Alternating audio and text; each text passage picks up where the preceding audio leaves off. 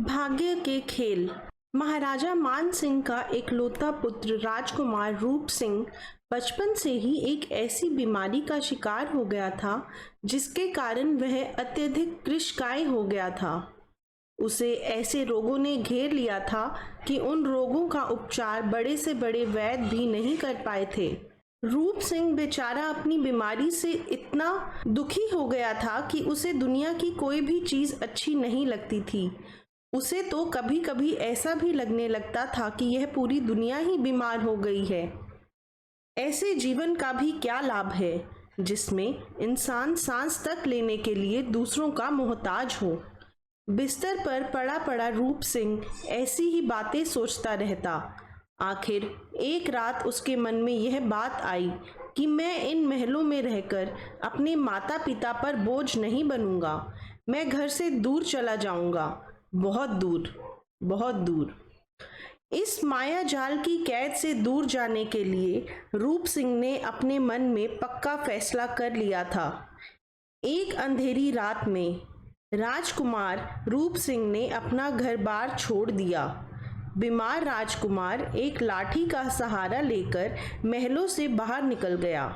वह कहाँ जा रहा था, उसकी मंजिल कौन सी थी, यह सब उसे नहीं पता था। वह तो चला ही जा रहा था। जब वह अधिक थक जाता था, थोड़ी देर के लिए विश्राम कर लेता।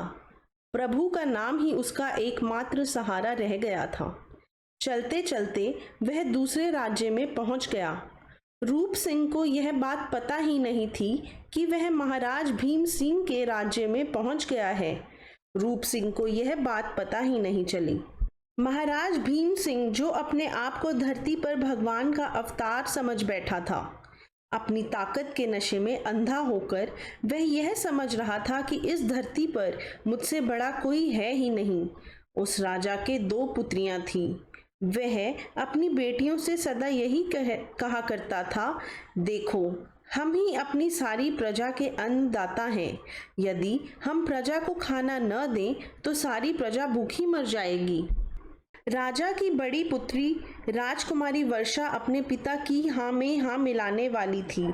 जो भी बात राजा भीम सिंह कहते, राजकुमारी झट से कह देती, हाँ पिताजी, आप ठीक कहते हैं, आपने तो कभी गलत बात कही ही नहीं। किंतु छोटी पुत्री कंचन के विचार कुछ और ही थे।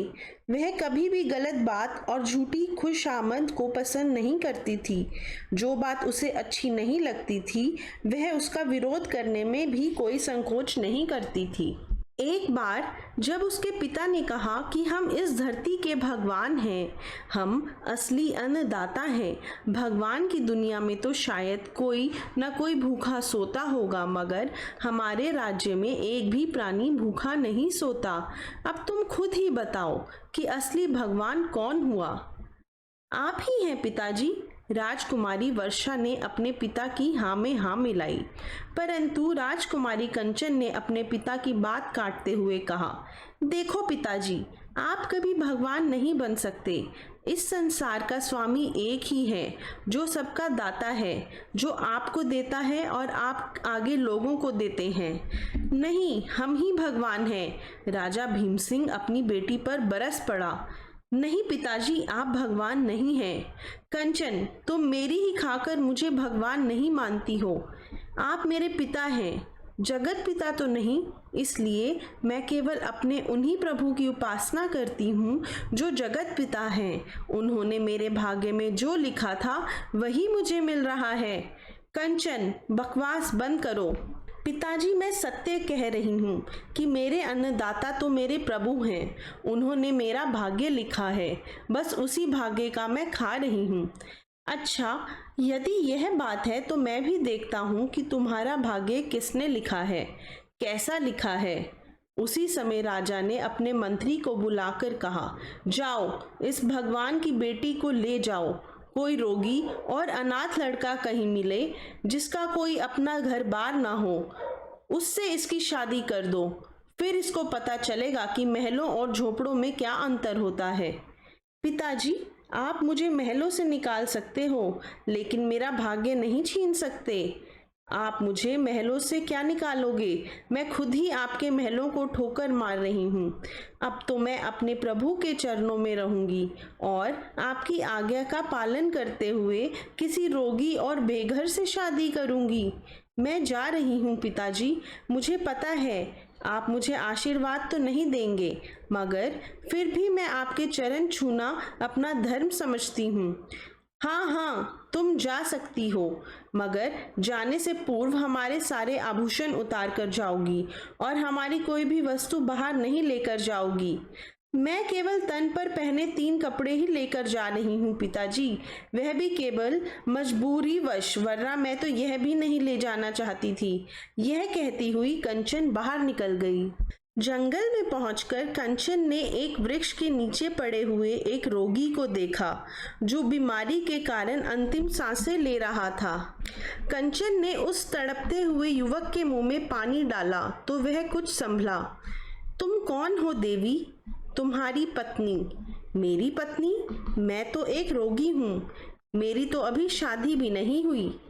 समझ लो कि आपकी शादी आज ही हुई है, मगर किससे? मुझसे। आप मेरे पति हैं, मैं आपकी पत्नी हूँ। क्या तुम एक मृत्यु के कगार पर पहुंचे इंसान से शादी करोगी? करूंगी नहीं, बल्कि कर ली है।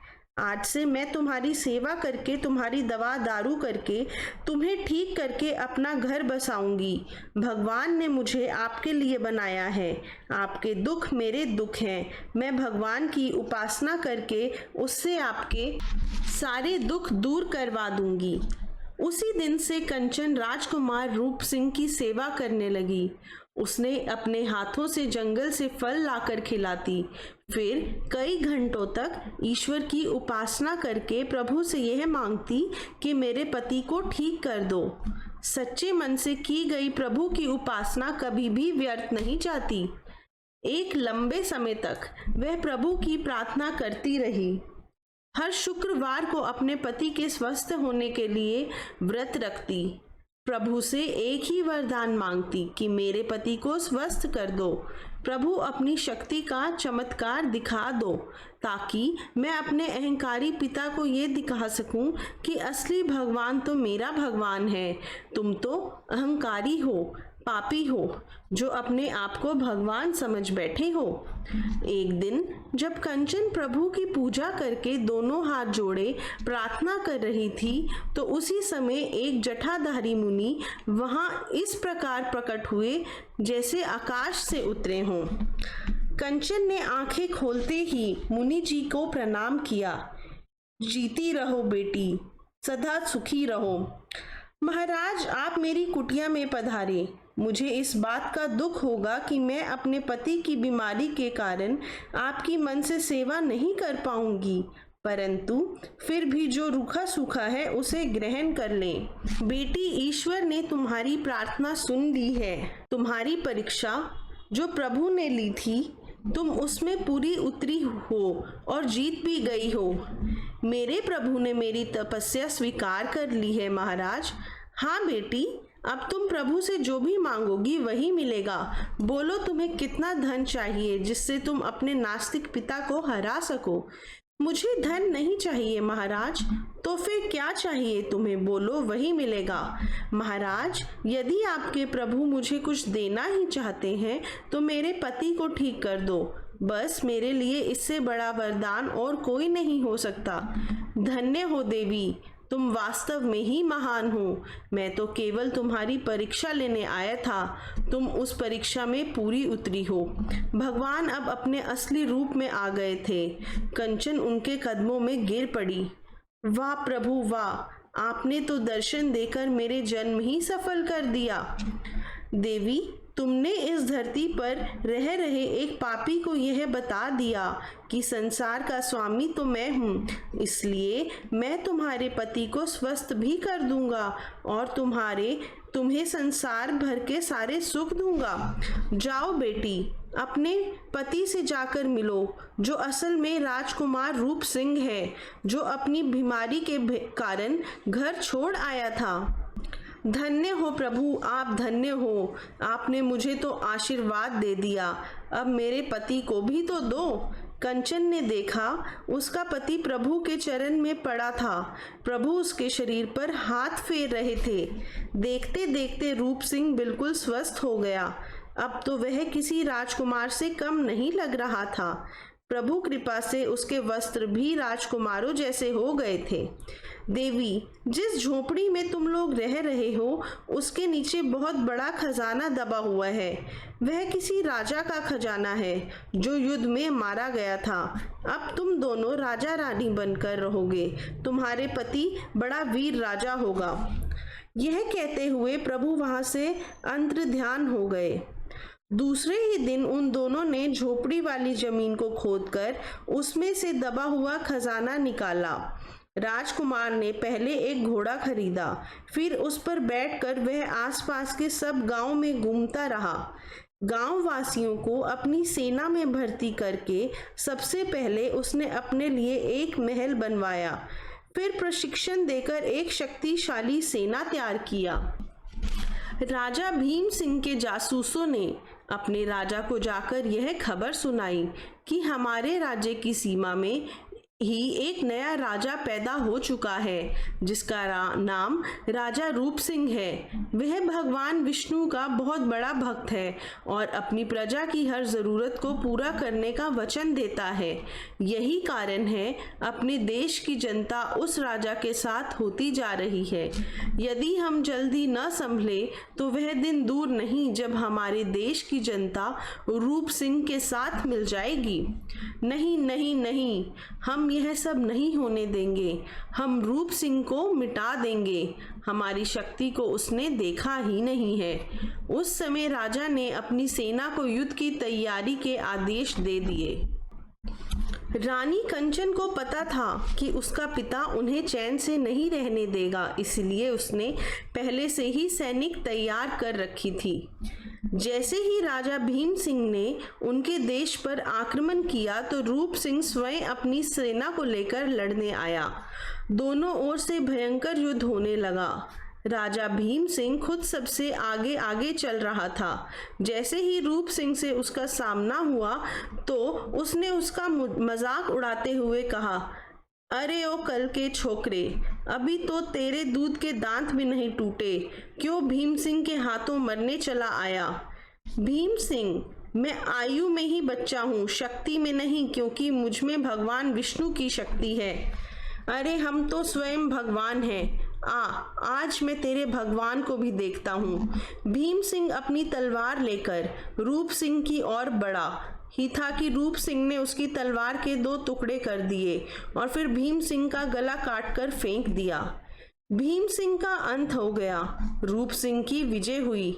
राजकुमारी कंचन, जो अब महारानी थी, फिर से अपने देश वापस आई और इसके पश्चात रूप सिंह अपने पिता से मिलने गया, जो यह समझ बैठा था कि उसका बेटा मर चुका है। जैसे ही राजा मान सिंह ने अपने बेटे को एक सम्राट के रूप में देखा तो वह बहुत खुश हुए। महारानी कंचन और राजा रूप सिंह अब इन तीनों देशों पर राज करने लगे।